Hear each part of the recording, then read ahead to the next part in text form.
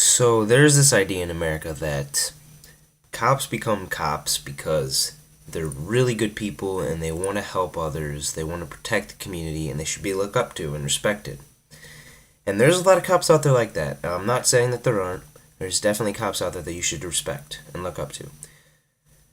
However, there's a large chunk of cops, and when I say a large chunk of cops, I don't mean a majority or anything. I mean enough to have a significant influence in the mindsets that are policing our communities. And that is, they become cops because they want to have power. They like having a gun. They like being in control. They like that authority. And to varying degrees, these guys definitely like to be brutal. There's no doubt about it. Now, some of you may disagree with me. However, you can look back to the beginning of this country, or when the Europeans came over to the new land in 1492. We had law enforcement officers then. And for the first few hundred years before this country, and then into the beginning of this country, what was the main job of the law enforcement officers?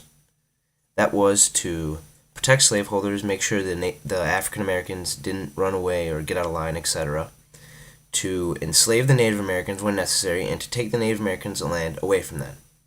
And now, who are the type of people that became these law enforcement officers? Those were brutal, brutal guys. I mean, they like to do it. That's why they did the job. And so, you fast forward to today, and who becomes cops? People who will generally gravitate towards being a little bit more brutal.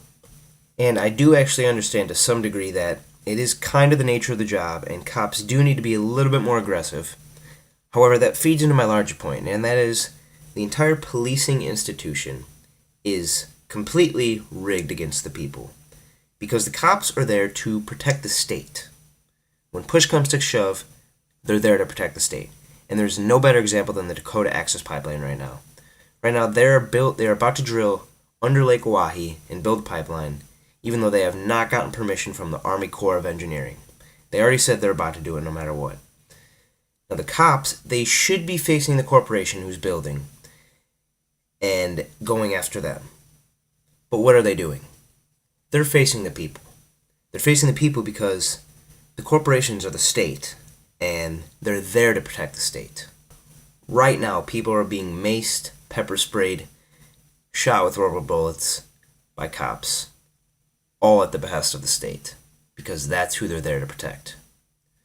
So you may ask, how do we fix this? This seems like a fairly big fix. Hard thing to fix. It's actually pretty simple. So there's a guy, Michael A. Wood. He's an ex-Baltimore cop, and he's a guy I suggest you look up if you're really interested in learning more about this. And he started speaking out around the time the Freddie Gray case was coming to light. And Freddie Gray was an obvious case of police brutality that led to a man being killed. And the cops got away with it. Nothing happened to him, no charges. So he said, if we're not going to have any accountability, then I'm just going to start exposing what we're doing. So that's what he did. He started tweeting things out. And his commanding officer then said, hey, you need to stop or we're going to fire you.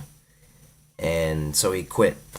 And now what he wants is he wants a community to give him the police department, and he will then turn it over to the civilians.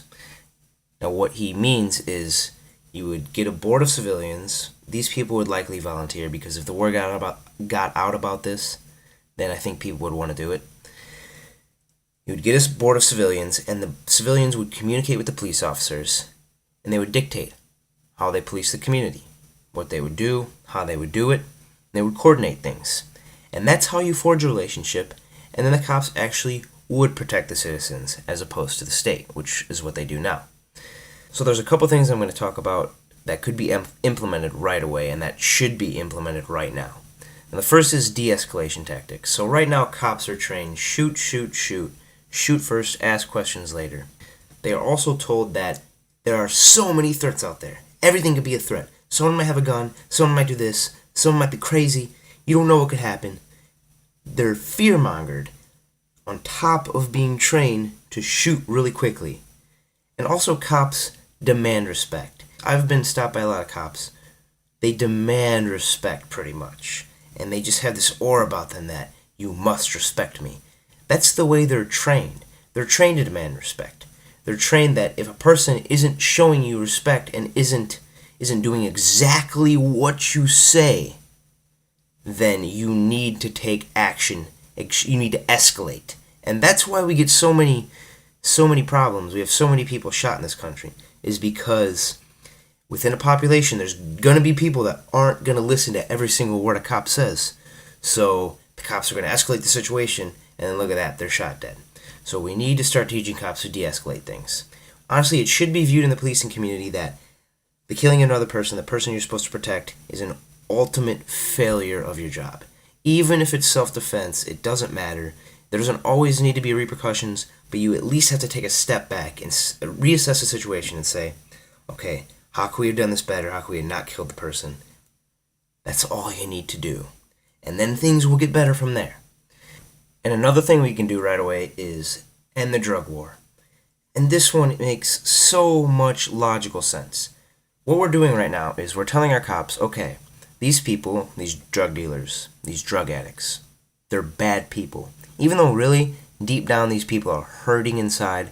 They're feeling pain emotionally, psychologically, and sometimes physically.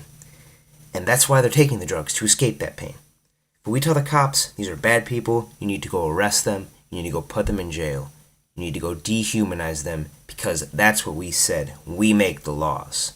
And it's all about profit. It's all about profit, and it decimates the community policing relations. Absolutely decimates it, and obviously there's no evidence the drug war is doing any good at all. It's done absolutely none. It's only filled our jails with people who do not need to be there. People who are just wasting taxpayer money and just wasting their lives, making them feel terrible about themselves. And there's a lot you could say about our jail system and the way we take care of our criminal justice system as a whole. But that's a long talk for another video. I just thought I'd get out there the basics, and this is where we need to head with policing if we're really serious about changing things, because it's not going to take small reform. Right now, if you change things within the current policing institution, it's just a band-aid. That's all it is. We need to change the whole thing.